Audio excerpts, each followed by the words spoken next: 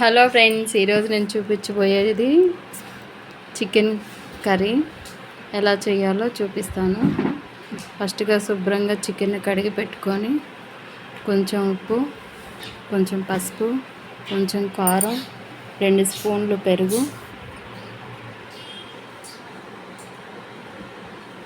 Add చేసుకొని అదంతా mix అయ్యే విధంగా నీట్గా కలుపుకుందండి. అంతా చక్కగా కలుపుకొని చికెన్కి అంతా మంచిగా పట్టేలా కలుపుకొని ఒక 10 మినిట్స్ పక్కన పెట్టేసుకుందండి. ఎంత చక్కగా ఒక 10 మినిట్స్ మూత పెట్టి పక్కన పెట్టేసుకుందండి. దానికి కావాల్సిన మసాలా చిన్నులపాయ, 1.5 చిన్నులపాయ, 4 పచ్చిమిరపకాయలు, కొంచెం అల్లం ముక్క చిన్నది సన్నగా కట్ చేసి వేసుకుందండి.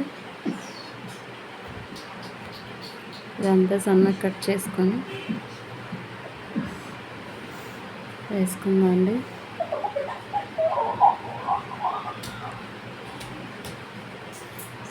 అలాగే ఒక ఉల్లిపాయ తీసుకొని ఇది కూడా 4 భాగాలుగా చేసి వేసుకుందండి. ఇదంతా చక్కగా మిక్సీకి పట్టుకుందండి. దానికి 4 లవంగాలు, కొంచెం కొబ్బరి, నేను ముందుగానే కొబ్బరి పట్టు పెట్టుకున్నాను. అవి ఒక 2 స్పూన్లు కొబ్బరి పొడి వేసుకుంటున్నాను. ఒక 2 స్పూన్ల ధనియాల పొడి.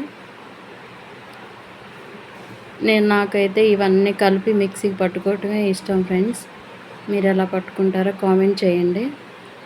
నేను అదంతా మంచిగా పేస్ట్ చేసి రెడీ చేసుకున్నాను.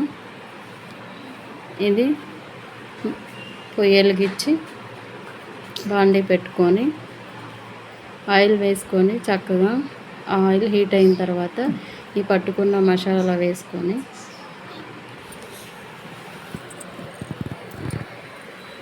ఇదంతా చక్కగా వేగుతూ ఉండగా ఇదంతా కలుపుకుంటూ ఫ్రై చేసుకుందండి.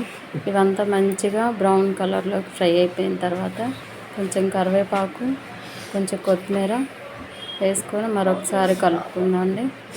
తర్వాత చికెన్ వేసుకుందండి. చికెన్ వేసుకొని ఇదంతా మంచిగా కలుపుకుందండి. మంచిగా అదంతా కలిపి మసాలా ముక్కలకు పట్టేలా అదంతా మంచిగా కలిపేసుకొని మూత పెట్టేసుకుందండి. మూత పెట్టుకున్న తర్వాత నేను కేజీ చికెన్కి 3 టమాటాలు తీసుకున్నాను. 3 టమాటాలు కట్ చేసుకొని మరొకసారి చికెన్ చూద్దాన్ని మూత తీసి చూడండి ఫ్రెండ్స్, అంతా జ్యూసీగా చికెన్ రెడీ అవుతుందో. ఈ కట్ చేసుకున్న టమాటా ముక్కలు కూడా ఇప్పుడు వేసేసుకున్నాను ఫ్రెండ్స్. వేసుకొని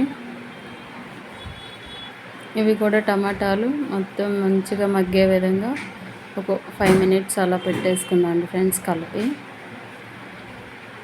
ఒక 5 మినిట్స్ అలా ఇవన్నీ చక్కగా కలిపి మూత పెట్టుకొని ఒక 5 మినిట్స్ ఉడికిన తర్వాత మూత తీసి చూస్తే చక్కగా మగ్గిపోయినాయి. చూడండి ఫ్రెండ్స్, టమాటా అంతా మంచిగా ఉడికిపోయింది. చక్కగా జ్యూసీగా మంచి గ్రేవీ కావాలంటే ఫ్రెండ్స్ కొబ్బరి పొడి, కొంచెం ఉల్లిపాయ వేసుకోవాలి ఎక్స్ట్రా. మనకి ఇష్టం ఉంటే జీడిపప్పు పేస్ట్ కూడా వేసుకుంటే చాలా సూపర్ టేస్టీగా వస్తుంది. సమయానికి ఇంట్లో లేవు ఫ్రెండ్స్, ఉన్న వాటితో చేస్తున్నాను నేను. చికెన్ కర్రీ రెడీ అయిపోయింది ఫ్రెండ్స్. ఒకసారి ట్రై చేయండి, ఎలా ఉంటుందో కామెంట్ చేయండి. ఎలా ఉందో ఒకసారి మీరైతే ఎలా చేస్తారో ఒకసారి కామెంట్ చేయండి. నాకు తెలిసిన స్టైల్ అయితే ఇలానే. నేను ఎప్పుడు చేసినా చికెన్ కర్రీ ఇలాగే చేస్తాను. చూడండి ఫ్రెండ్స్, మంచిగా అయిపోయింది, రెడీ అయిపోయింది. చివరిగా కొంచెం కొత్తిమీర వేసుకొని స్టవ్ ఆఫ్ చేసుకుందాం ఫ్రెండ్స్.